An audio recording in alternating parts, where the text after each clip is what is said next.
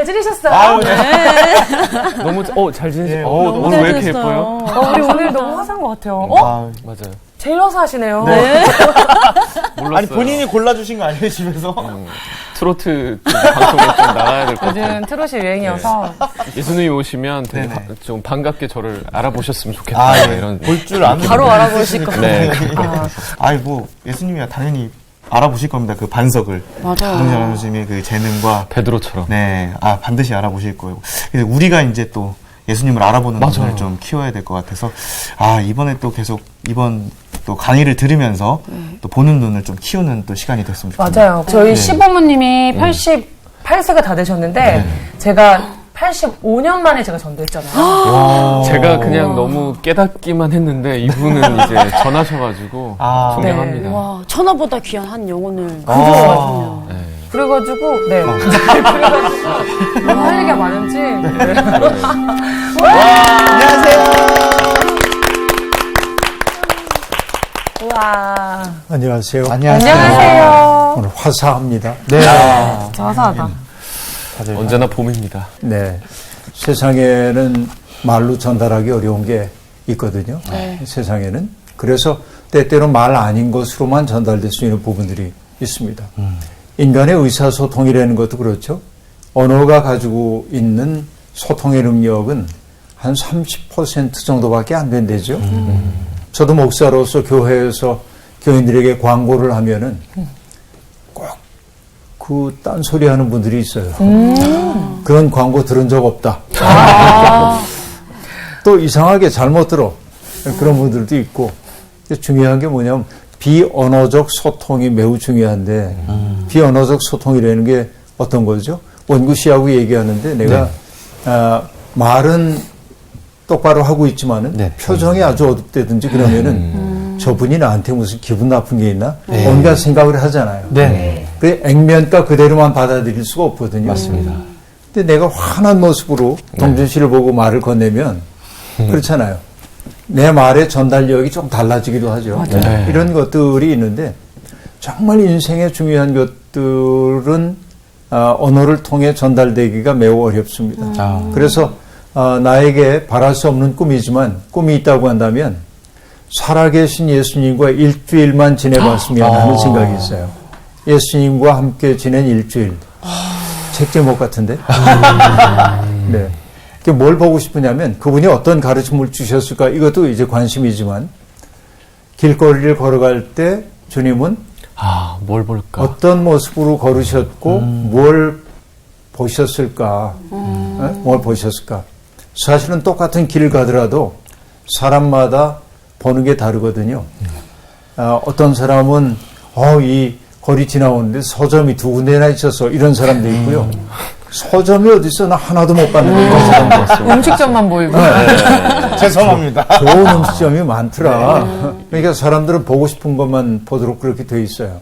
이게 예수님이 어떻게 걸으시는지, 어떻게 사람들을 대하시는지, 당신 앞에 나오는 사람들을 어떻게 맞아주시는지, 말씀을 하실 때 어조는 어땠는지, 음식을 드실 때 어떻게 드셨는지, 피곤할 때는 어떤 표정을 짓고 계셨는지 온갖 게 다 궁금해.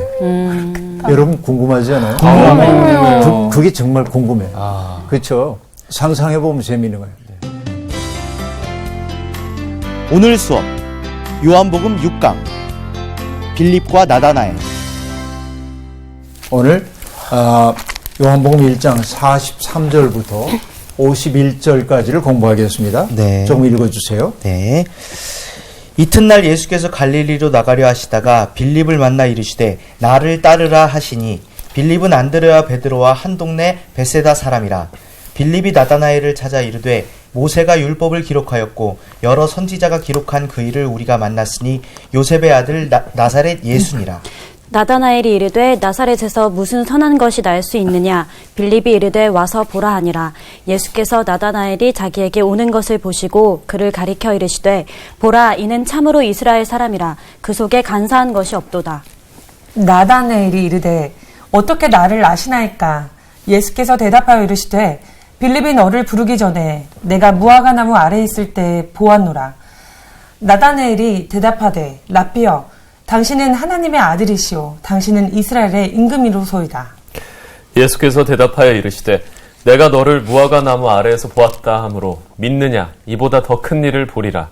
또 이르시되 진실로 진실로 너희에게 이르노니 하늘이 열리고 하나님의 사자들이 인자 위에 오르락 내리락 하는 것을 보리라 하시니라. 네. 오늘 이제 굉장히 적극적인 이야기가 등장하는데 이튿날이 또 나왔어요. 네. 지난 시간에 얘기했었죠. 네. 이튿날이라는 것은 시간의 경과를 얘기하는 거지 네. 반드시 그 다음 날이어야 할 이유는 없다. 이렇게 얘기를 했었는데요. 예수님이 갈릴리로 나가려고 지금 하시는데 뭐 갈릴리 지역이에요. 지금 머물고 있는 데가 갈릴리 지역인데 갈릴리로 나간다고 하는 얘기는 갈릴리 호수를 얘기할 가능성이 있겠죠. 그쪽을 향해 가시는데 빌립을 만나셨어요. 빌립. 그런데 여러분 중요한 게 요한복음에서는요.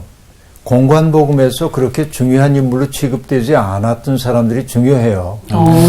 그 가운데 하나가 빌립입니다. 공관복음서에서는 빌립의 역할이 별로 없거든요. 근데 요한복음에서는 빌립의 역할이 많아요. 그러니까 요한이라는 이름으로 모여있는 공동체에서 빌립이 매우 중요한 역할을 했음을 보여줘요. 그런데 예수님의 12제자 가운데 헬라식 이름을 가지고 있는 사람이 몇 있는데 그 가운데 하나가 빌립입니다. 헬라식 이름을 가지고 있어요. 그러니까 국제화된 도시에서 어떻게 보면 국제화된 감각을 가지고 있는 아버지에게서 태어났을 가능성이 많아요. 빌립은. 그러니까 그런 이름이 이제 지어진 거이겠죠. 그런데 그동안은 그 예수님을 제자들이 따라와서 어디 계십니까? 이렇게 묻고 제자가 되잖아요. 그런데 여기 최초로 예수님이 빌립을 보고 나를 따르라 하십니다. 네. 우리 공관복음서에서는 그 베드로와 안드레를 바라보면서 나를 따르라 하는 대목이 나오잖아요. 네. 근데 여기에서는 지금 빌립을 보고 나를 따르라 이렇게 얘기하고 있습니다. 자, 여러분 주님이 우리를 부르시는 방법은 그 소명이라고 하는 게 굉장히 다양한 형태로 주어집니다. 부를 소자, 명령하는 명자이죠. 명할 명자인데 부르는 방법은 굉장히 다양한데 사람마다 달라요. 어떻게 보면. 그런데 재미난 것은 소명을 받았을 때 사람의 태도들도 조금씩 다릅니다. 자, 예를 들어서 원구야 나를 따라라 하고 주님이 말씀하셨어. 네. 그러면은 어떤 사람은 네, 제가 따르겠습니다만 제가 아직 해결해야 할 일들이 좀 있어서요. 요거를 다 해결한 다음에 가겠습니다. 그런 사람도 있고 어떤 사람은 이렇게 얘기합니다. 연이엘 나를 따르라 그러면은 이제야 알아보셨군요. 제가 아니면 누가 당신을 따르겠습니까? 이렇게 적극적으로 하는 사람도 있겠죠. 또 어떤 사람, 아이 사람 잘못 보셨습니다. 소명에 대한 태도들은 다 달라요. 근데 하나님은 그 사람에 맞는 방식으로 불러주십니다. 근데 흥미로운 것은 여러분 대개 진실한 사람들은 소명 앞에서 두려워합니다. 하나님이 모세를 부르시잖아요. 네. 하나님의 꿈을 얘기했어요. 내 백성이 너무 고생해서 내가 구하고 싶어. 그런데 내가 나를 좀 도와주면 좋겠어. 라고 얘기할 때 모세가 이제야 찾아오시다니요. 이러지 않잖아요. 네. 뭐라고 얘기해요? 모세가 하는 얘기는 이런 것입니다. 내가 누구이기에 바로에게 가며 이스라엘 자손을 애굽에서 인도하여 내리이까. 내가 누구이기에 라고 하는 건 뭐죠? 내가 그거 감당할 만한 사람이 못 됩니다. 자기 한계를 분명히 얘기하고 있어요. 그러니까 이 태도가 중요한 거예요.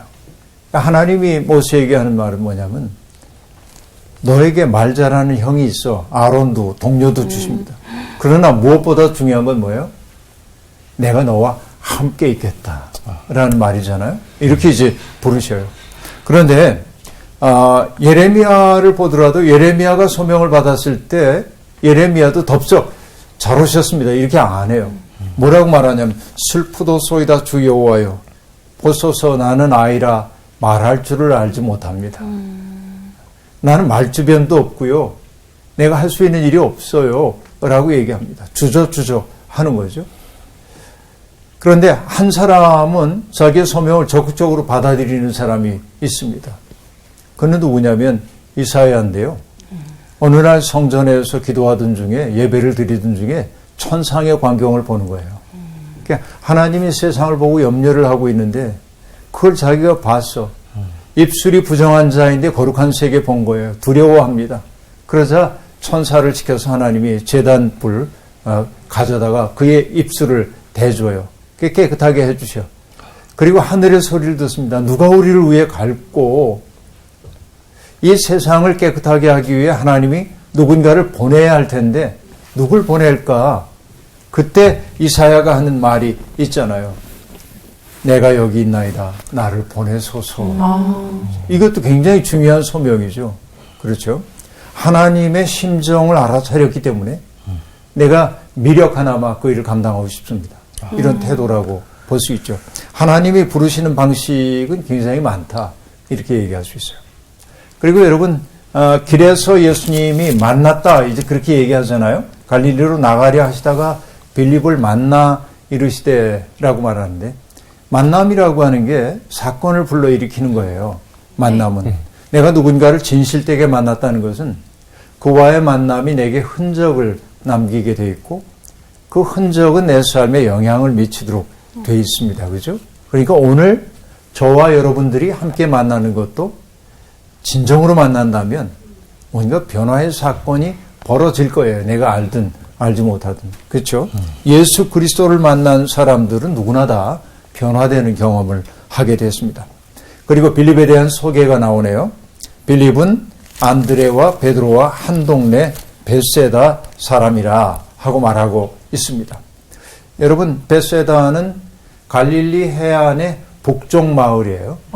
갈릴리 호수가 있다면 제일 북쪽 상단에 있는 곳이라고 얘기할 수 있는데 그 벳세다라고 하는 말의 뜻은 뭐냐면 어부들의 집 그런 뜻이에요. 혹은 물고기의 집 이런 뜻입니다. 그러니까 그 동네가 뭐하고 먹고 사는 데인지 알겠죠. 고기로. 주로 이제 물고기 잡아서 먹고 사는 동네인 것을 알 수 있어요. 사실은 벳세다라고 하는 말이 영어로 표기하면 벳세다라는 게 또 하나 있는데 그건 뭐냐면 자비의 집이라는 뜻이기도 하고 벳은 집이거든요. 그래서 베들레헴 알죠? 네. 베들레헴은 어떤 집일까요? 빵집. 빵집입니다. 베들레헴이. 네. 베들레헴, 베들레헴. 베단이라고 하는 것도 베단이이겠죠. 이건 뭐일까요? 베단이라고 하는 것은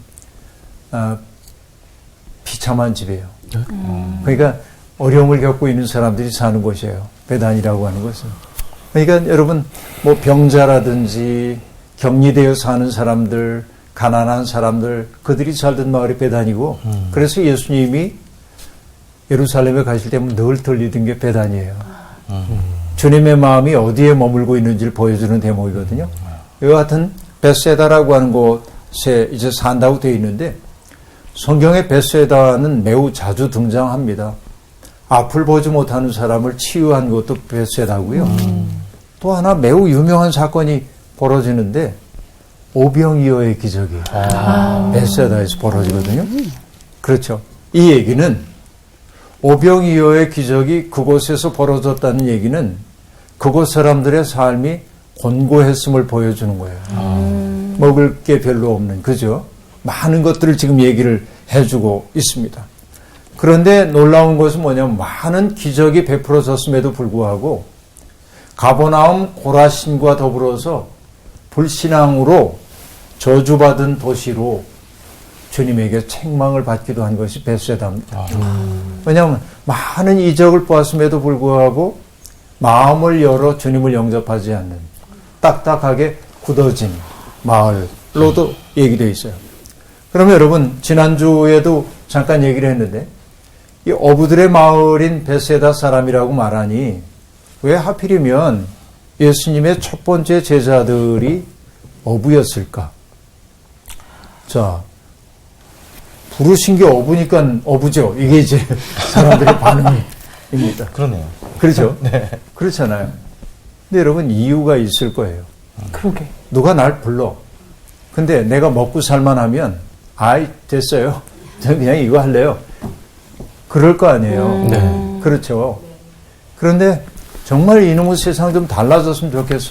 내가 뭐 할 수 있는 방법은 없는데 이 세상 좀 뒤집어졌으면 좋겠어. 그런데 날 따르라 그러면 나갈 수 있잖아요.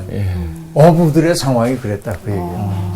왜 그랬냐면 여러분 예수님이 살아계실 때 갈릴리를 다스리고 있었던 영주는 헤롯인데 특별히 헤롯 대왕이 아니라 네. 헤롯 대왕의 아들인 헤롯 안티파스라는 사람이에요. 성경은 헤롯 안디바라고 얘기를 합니다. 안티파스예요. 안티파스. 근데 이 사람은 야심가입니다. 분봉왕이거든요. 분봉왕은 뭐냐면 4분의 1 왕이에요. 아버지가 다스리던 영토를 넷으로 나눠서 아들들에게 각각 나누어줘. 그러니까 그게 분봉왕이야. 영주야. 근데 이 사람은 야심이 있어요. 어떤 야심이냐면 아버지처럼 대왕이 되고 싶어요.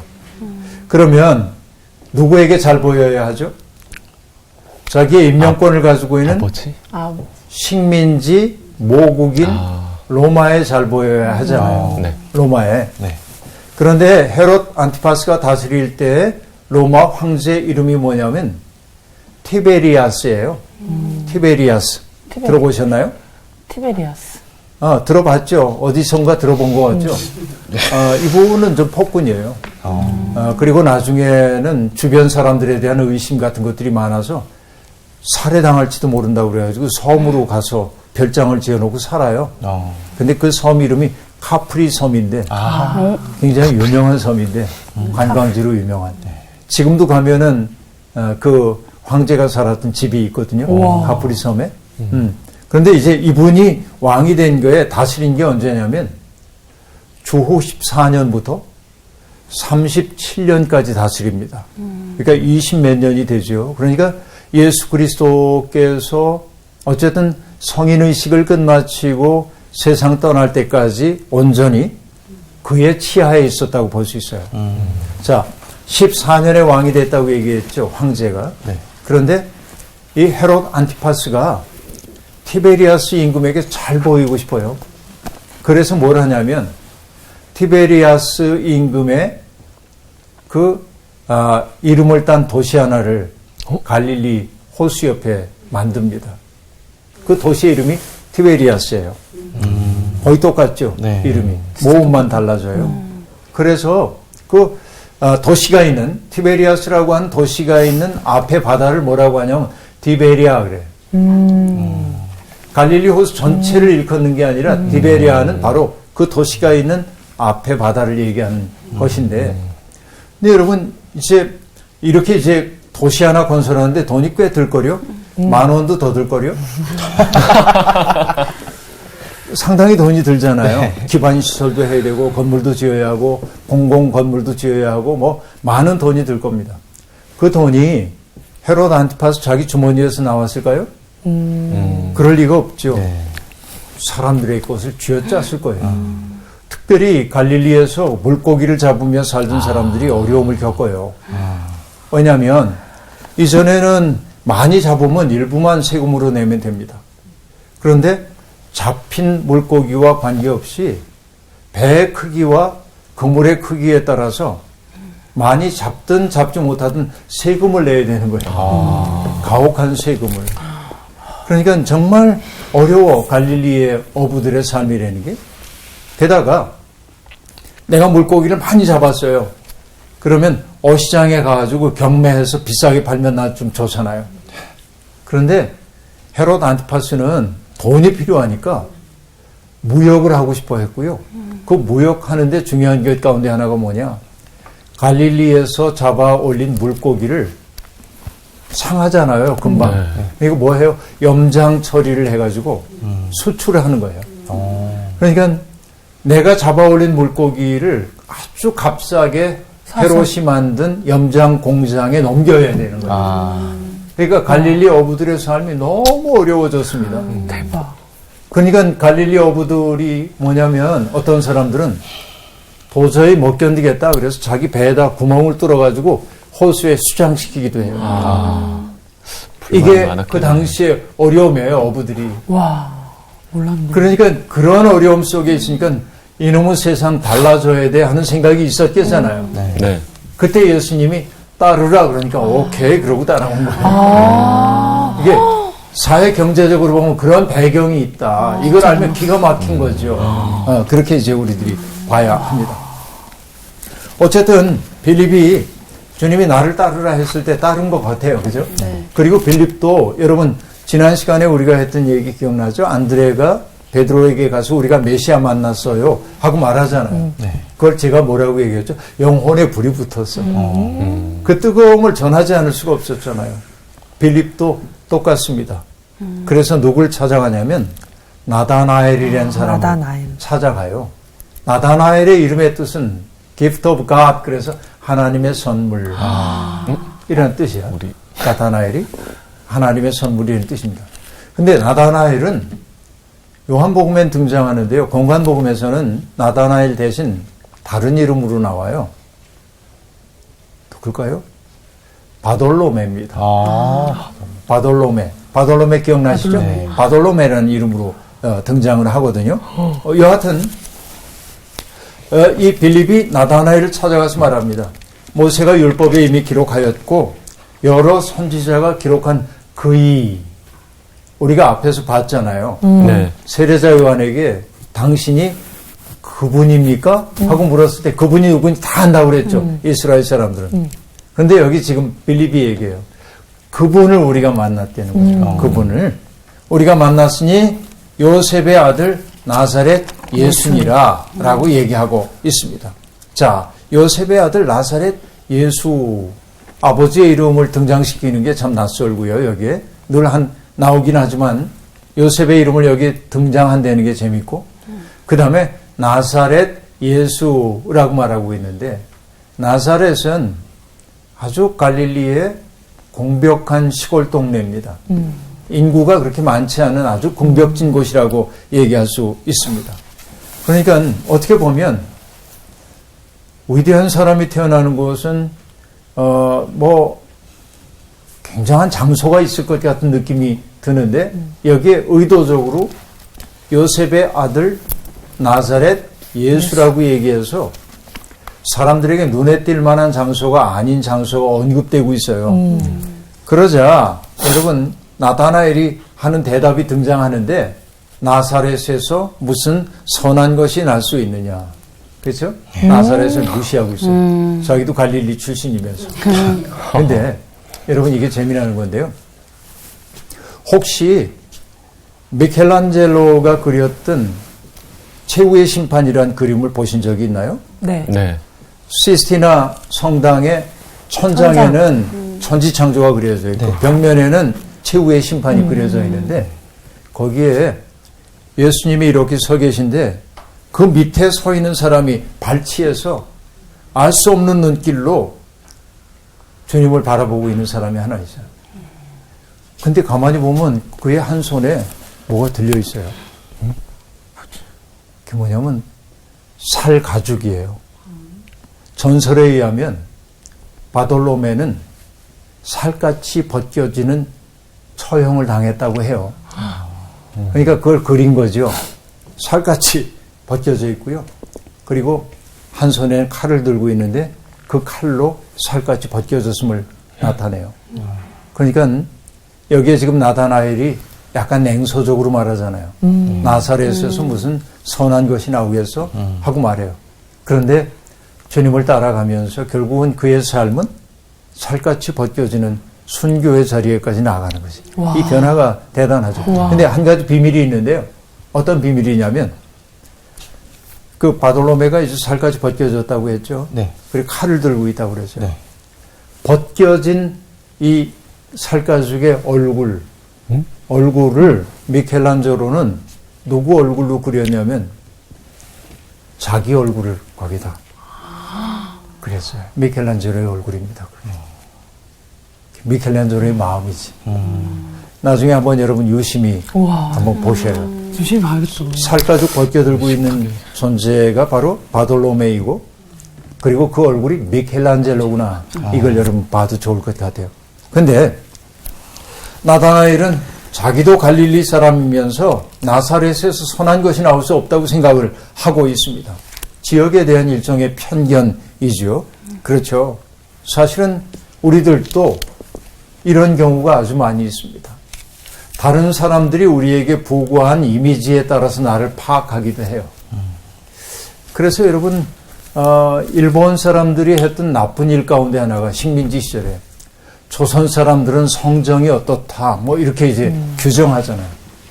그렇죠. 아주 나쁘게. 네. 그러니까 이걸 뭐라고 하냐면 식민사관. 우리의 역사를 부정적으로 바라보는 것만. 우리는 누군가에게 지배를 당할 수밖에 없는 민족인 것처럼 우리의 성격이라는 게 좋지가 않아가지고 질서 있는 누군가에게 지배를 받을 수밖에 없다는 식으로 우리에게 주입하는 거잖아요. 이게 식민사관이잖아요. 그렇죠? 그러니까 여러분, 우리도 그렇습니다. 문화라는 게 고등문화, 뭐 저등문화 따로 있는 게 아니고 문화는 각각의 특색이 있어요. 지역에 따라서. 예를 들어서 아마존에 살고 있는 원시 부족들이 있다면 그 부족들을 바라보면서 오늘 문명화된 사회에 살고 있는 사람들은 원시인이라고 말하지만 이것은 편견에 지나지 않아요.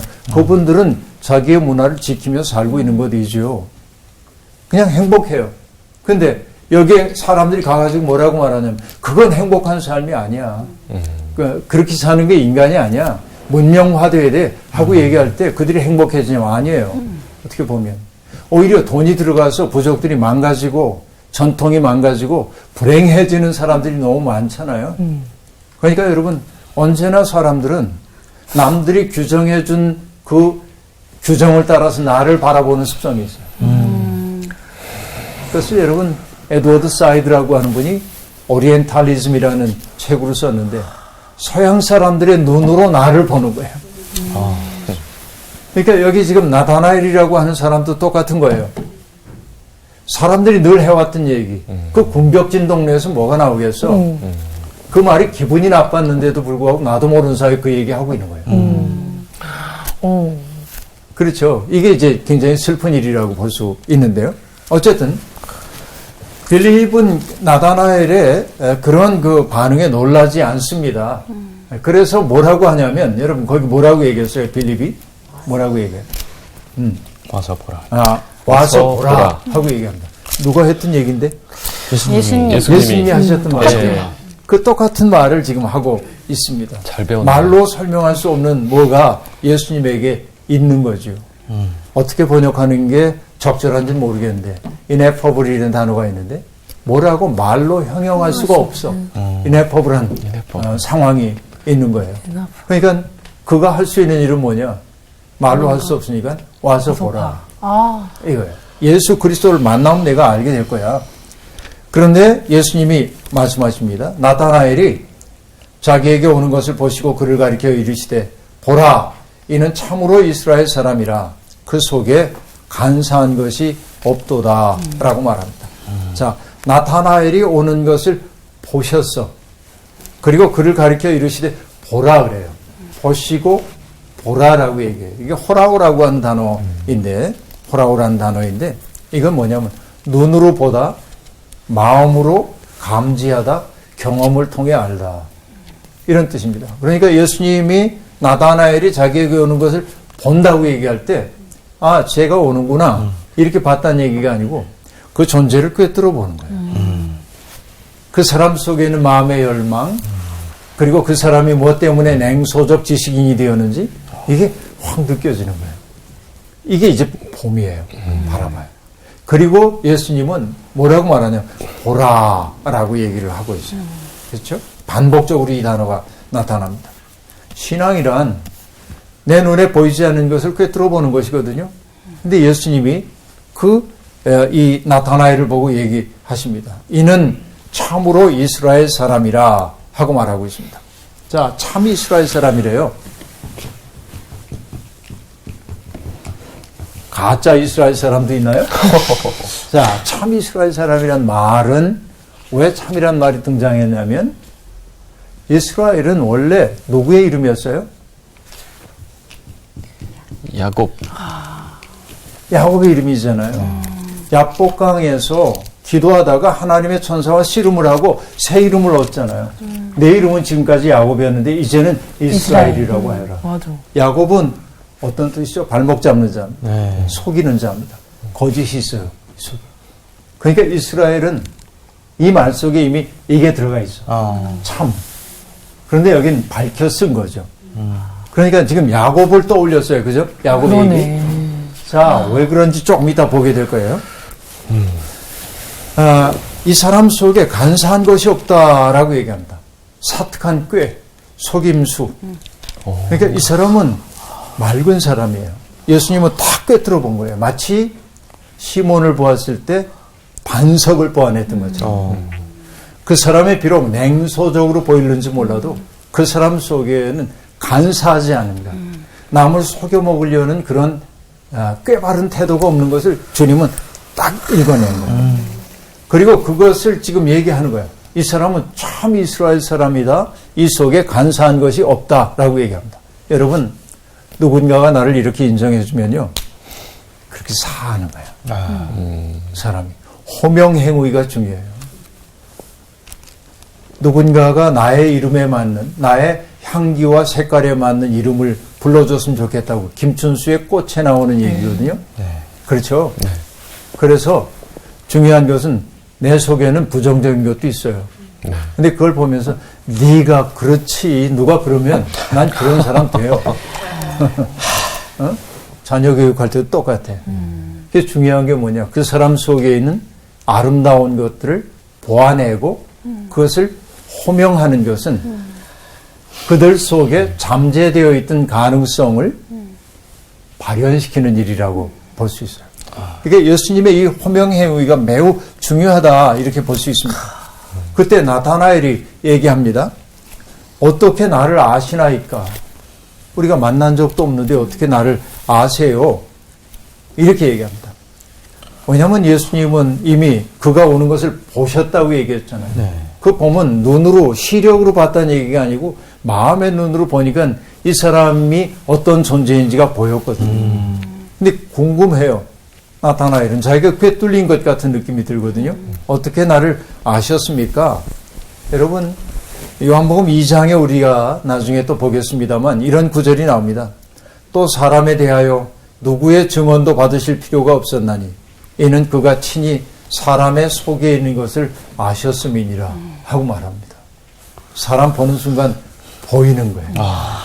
마치 여러분 부모들이 자식들 키우다 보면 자식들이 무슨 얘기하면 그 이야기의 뒤에 있는 것까지 알아죠. 저절로. 맞아. 그래요, 안 그래요? 그리고 부모들의 아름다움은 뭐냐면 얘가 부모 지금 속이고 있는데도 어떤 땐 속아 넘어가 줘요.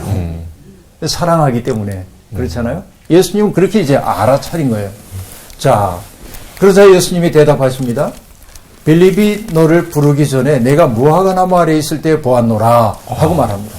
자, 이미 보셨대. 근데 여러분, 무화과 나무가 갑자기 등장해요. 그러니까.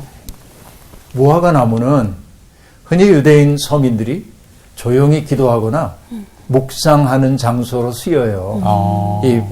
그 율법을 묵상하는 장소이기도 했어요. 무화과 나무 아래에 있었다고 하는 것은 뭐냐면 그가 하나님의 뜻을 알아차리기 위해 진실되게 집중하는 사람임을 보여줘요. 그러니까 예수님이 그를 그렇게 보셨다는 거예요.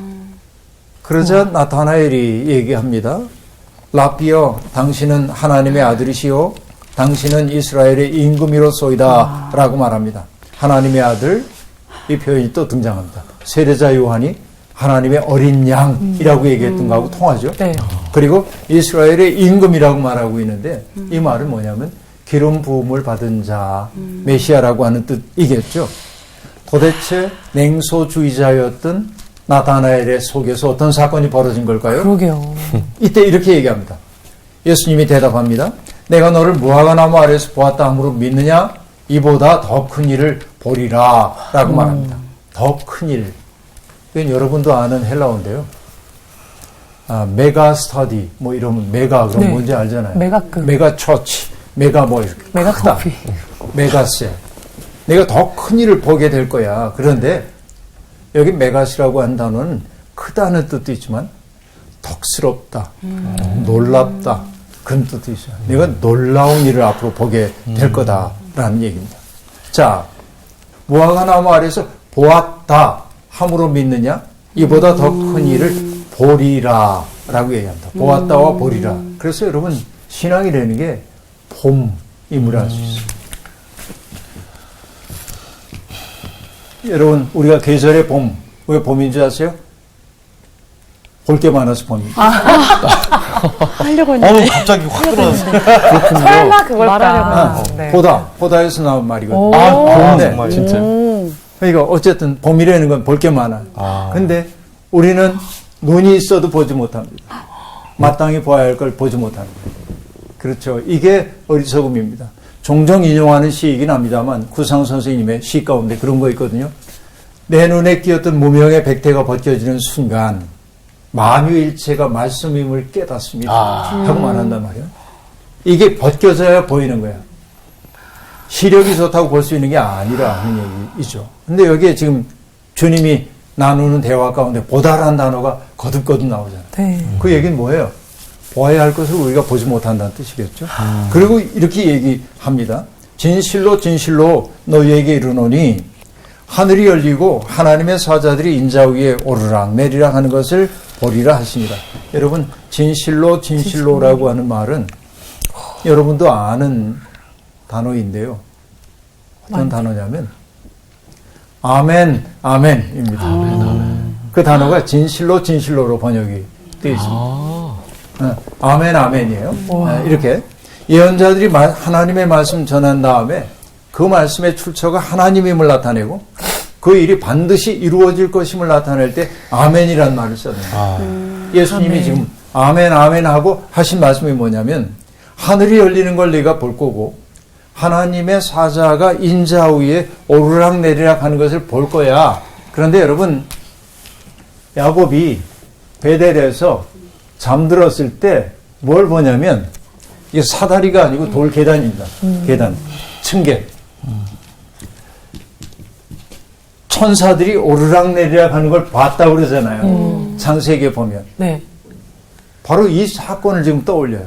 그러니까 예수 그리스도가 누구임을 나타내냐면 하늘과 땅의 소통의 통로라는 걸 보여주고 있고 바로 이 사건이 야곱을 연상시키기에 아까 나타나엘을 보고 뭐라고 했냐면 참 이스라엘. 이게 연결되고 있음을 우리가 볼 수 있습니다. 그렇죠? 그러니까 이게 심오한 의미가 그 속에 있는 거예요.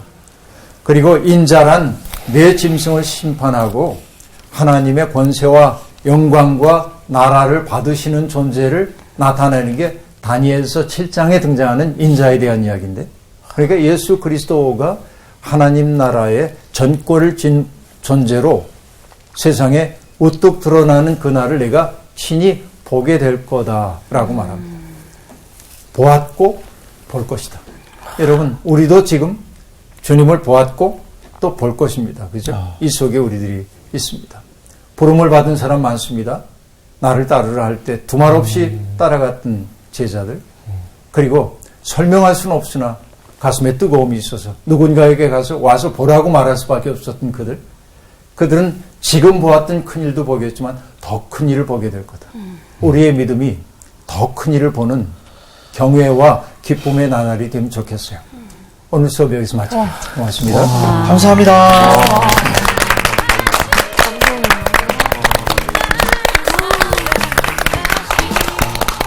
오늘도 보는 것에 대해서 굉장히 집중해서 알려주셨는데 어떻게 들으셨어요? 저는 정말 와닿았던 게 이제 예수님께서 나다니엘에게 나다나엘에게 연예인이라서 제 이름 나다나엘. 참 이스라엘 사람이고 간사한 것이 없다고 하셨잖아요. 근데 그것을 무화과 나무의 아래 있을 때 예수님께서 나다나엘을 보고서 판단하신 거잖아요. 그게 이 무화과 나무라는 게 기도의 자리고 묵상하는 장소라고 하셨는데 우리가 기도의 자리에 있을 때 그때 하나님께서 알려주시는 거구나 라는 게 되게 와닿았어요. 그래서 우리는 항상 예배의 자리, 기도의 자리에 있어야 되는 거구나. 참 모든 것이 은혜다. 네, 지금 오늘 강의도 저희가 잘 들었고 또 이것도 은혜고 또 앞으로 살아낼 것도 네. 기대가 되고 오늘 또 선생님께서 마지막으로 해주신 말씀을 같이 또 하면서 어떻게 할까요? 네. 보았고 볼 것입니다. 이렇게. 좋습니다. 예, 역시 여러분은 보았고 하면 보았고 볼 것입니다. 여러분은 보았고 볼 것입니다. 오늘 하루도 한 주가 되시길. 이번 주 퀴즈입니다. 하나님께서 사람들의 포악함을 보시고 땅을 멸하기 위해 노아에게 만들라고 명령하신 것은 무엇일까요? 1번 성전, 2번 방주, 3번 성막. 정답을 아시는 분은 CBS 성서학당 홈페이지에 정답을 올려주시거나 우편으로 보내주시면 됩니다. 선정되신 분들에게는 대한성서공회에서 발간한 성경 통독을 위한 최고의 자습서 성경 2.0, 세상을 바꾸는 복음 매거진, 크리스채너티 투데이 1년 정기 구독권, 성서학당 선생님들의 저서 중 하나를 드립니다.